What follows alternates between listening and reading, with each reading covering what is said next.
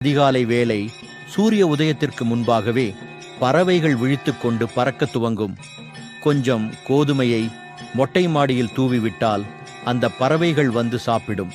உங்களுடைய கர்ம வினை குறையும், கடனும் நிச்சயம் குறைவு.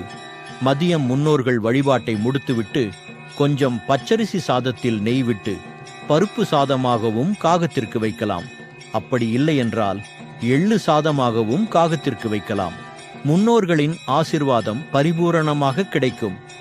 கொஞ்சம் பச்சரிசி மாவு வெல்லம் இது இரண்டையும் கலந்து மரத்தடிகளில் தூவிவிடலாம். பச்சரிசி மாவில் வாழைப்பழம் வெல்லம் சேர்த்து கலந்து பிசைந்து உருண்டையாக மாற்றி பசுமாட்டிற்கு உங்கள் கையால் கொடுத்தாலும் உங்கள் கர்ம வினைகள் குறைந்து செய்த பாவங்களுக்கு மன்னிப்பு கிடைத்து கடன் சுமைகள் படிப்படியாக குறைய துவங்கும். கடனும் கர்ம வினையும் குறைந்துவிட்டால் மகாலட்சுமி நம் வீடு